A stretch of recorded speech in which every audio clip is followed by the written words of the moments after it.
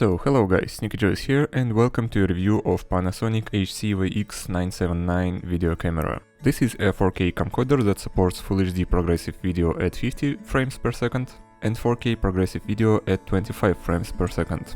It is presented mostly in Europe, and as far as I know, they distribute it mostly in Germany. This camera has a touchscreen and an additional camera mounted to it that allows you to show full picture while you're zoomed, or picture your face while shooting something else. You can also connect your mobile phone as a twin camera. It has a BCI sensor, and if you're going to shoot dark scenes, you can get some good quality picture if you set up it properly. Now let's go to the packaging. There is a set of instructions that lacks English language. There is a lens hood by Leica that will block all the light from the sides of this camera, and it also blocks infrared emitter but allows you to use your flashlight. You can easily mount it onto your camera or unmount in a few seconds. Then there goes some cables for this camera. First of all is a charging cable that is connected to a USB on the one side and to a charging port on the other. That allows you to use your USB power bank while using this camera without having to purchase additional battery. Then there is a simple micro USB data cable that you are going to use to transfer data to your PC from this camera. There is also a second longer cable for USB. I have no idea why they had to include two micro USB cables, but I guess you can make use of it as well. Next goes an AC adapter that allows you to charge it from your walls. A power battery for your camera that you're going to use all the time. By the way, you can easily find a battery with a better capacity, and I recommend you to do this as soon as you purchase this camera. And there is also a shoe adapter for your camera, so you can mount something on it. Now let's get to see the camera itself. It is very lightweight, you can barely get tired by holding it. There is a wheel of manual setup, a screen with a twin camera, a shoe adapter hole with a battery socket, then there is a hole for your charging module. Let me repeat, you connect it to USB port and then you can charge it with your power bank or with your PC. There is also a hole for your headphones on this very side. The lens of the camera is closed by those shutters. On the bottom left side you can see infrared emitter that allows you to shoot in complete darkness. When it's working, it has a small red glow you can see with your eyes. The previously mentioned wheel of manual adjustment. And now we're going to see a twin camera. It rotates in the ways that allows you to shoot something in front of the camera and behind it. You can also adjust its angle so you can shoot something below the camera or above it. Behind the screen there are some input and output sockets for your camera and some control buttons. On top of the camera there is a zoom switch and a photo button. Speaking about the shoe adapter, it plugs in a very weird way in my opinion, but I guess you can use it to hold some flashlight or microphone if you want it. Now I plug this camera to an HDMI capture card to show you some settings it has inside it. Don't be afraid, because you can easily turn these screens and settings off for your HDMI so you can capture only what camera captures. Especially if you rotate the screen to 180 degrees, you can easily get rid of all those settings and see only stuff that your camera captures. But if you're going to go to some menus like Wi-Fi settings, you get a black screen for HDMI, so you cannot capture this.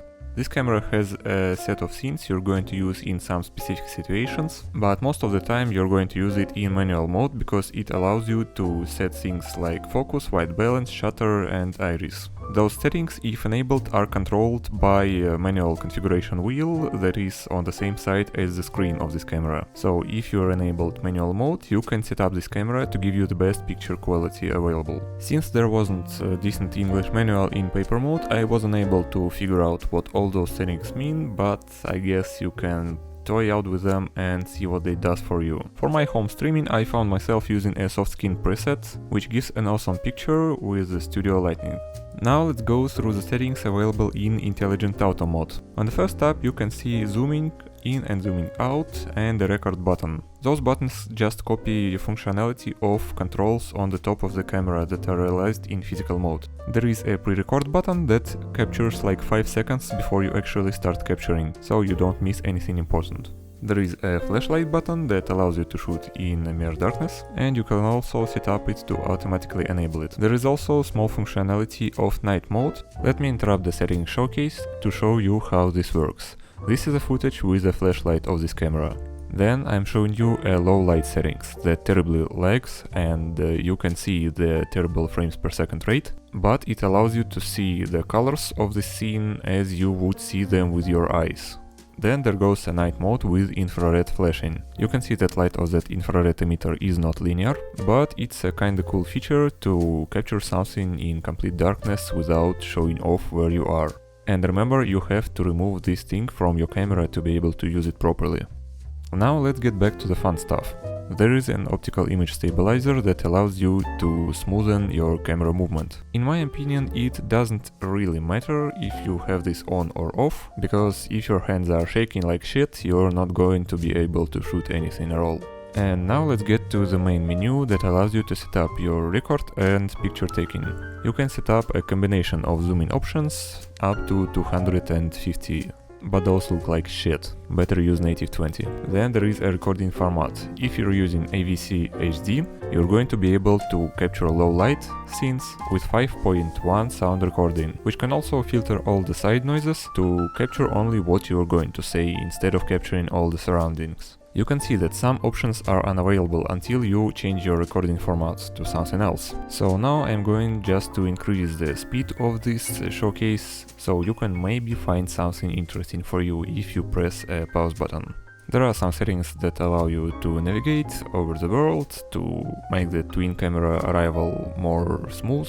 You can select all the ways that it captures the video, all the ways that it captures the sound, but you definitely need to toy around with settings and set up all the things you need for specific situations before you go into shoot actual video. For the photos, there is not much of settings you can change. You basically can tell what picture size you want to use and what resolution you're going to shoot it in. And then there goes some settings like time, language, date format. You can set up which buttons you're going to show, whether it should turn on if you're opening the display of the camera, how much of the power this display is going to consume. You can select colors of the display, you can select HDMI resolution you're going to send to your capture card, and see which settings affect camera's behavior in demo mode, like optical image stabilizer demo. And there's also a set of languages you can use for this camera. For all the presets for your scenes, you can see some tooltips, which will allow you to know what they do.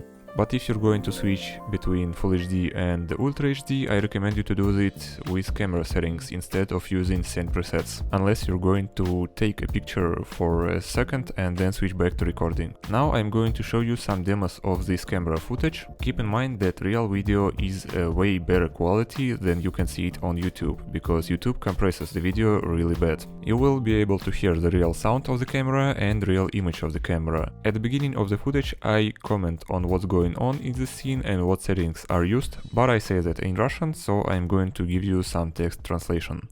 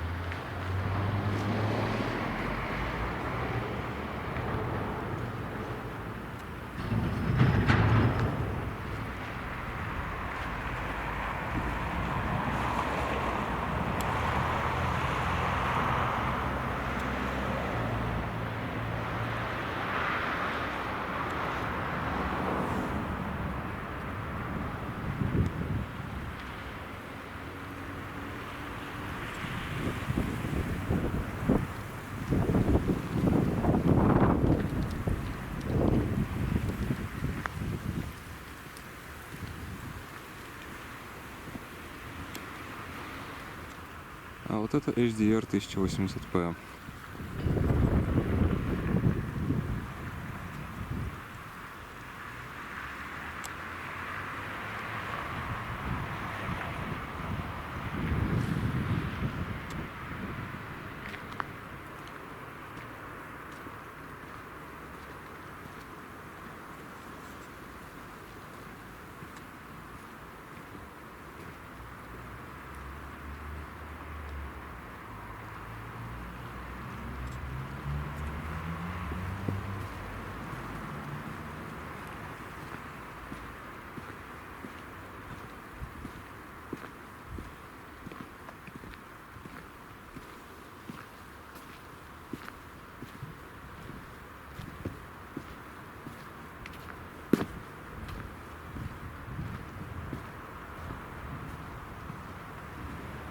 А это одна из синеры сцен.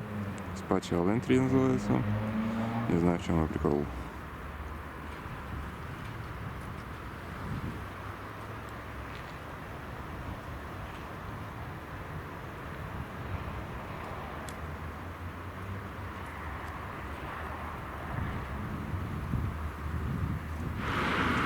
Так, это еще разок автоматик. 244.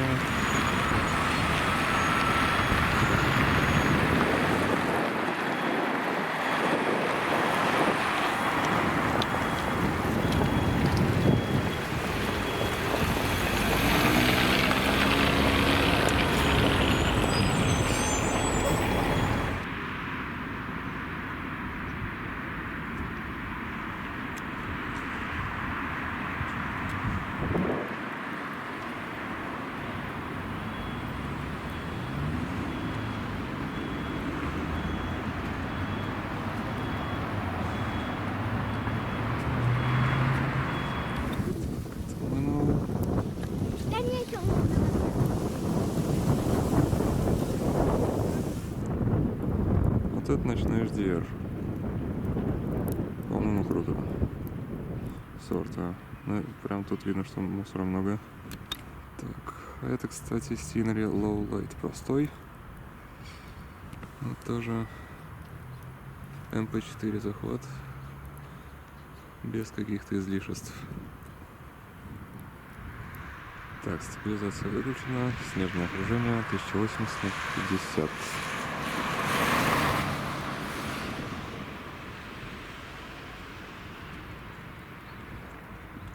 Стабилизация выключена. 4К 20. Снежное окружение опять-таки. Intellegent Auto 1080 на 50. Стабилизация включена. Теперь как работает Twin камера? Короче, всего.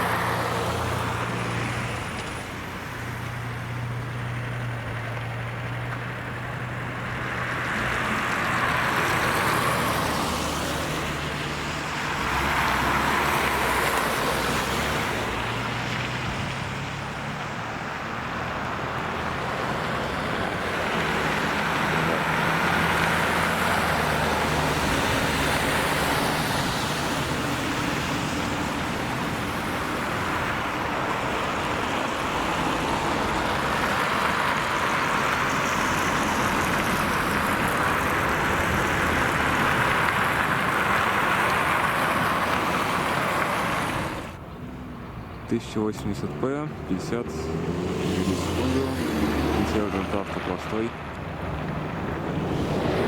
стабилизация включена.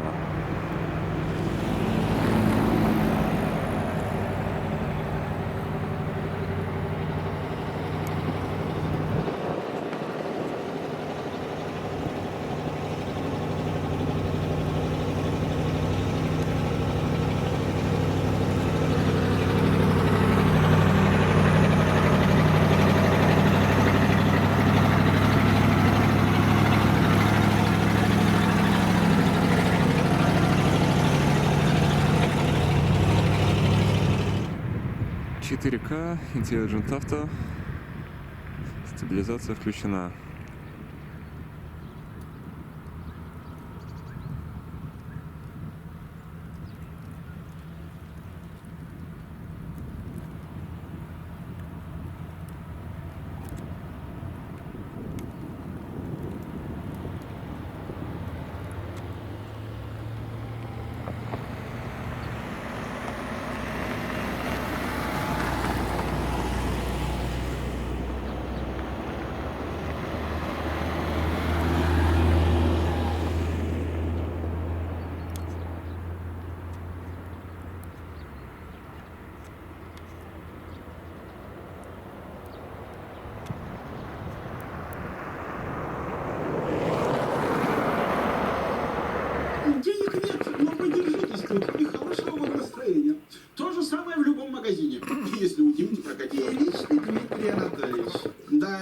Intellegent Auto Plus.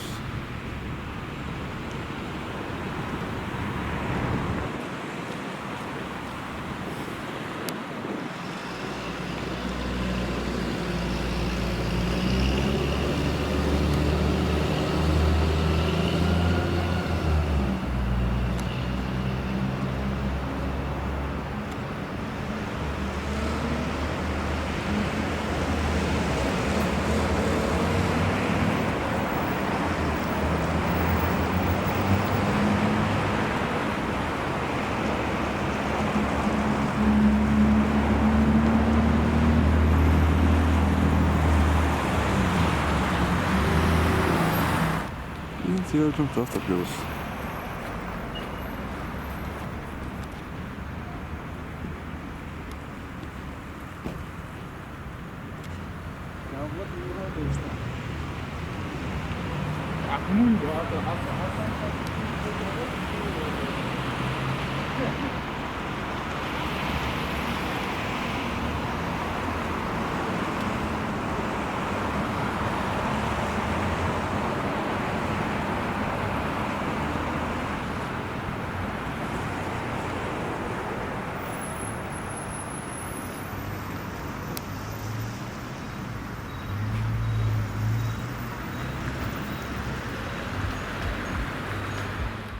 So guys, I hope you liked this video of mine. It is rendered in 4K and 50 FPS, so you can enjoy all the beauties of the videos in both resolutions and modes. I hope that I managed to show you all the information you wanted to see, as I wanted to see it before I bought this actual camera. I want to give a shout out to my viewers of my stream who donated to me and helped to buy this camera. Guys, you're great. So if you have any questions, feel free to ask them. Sneaky Joe's here. Have a nice day.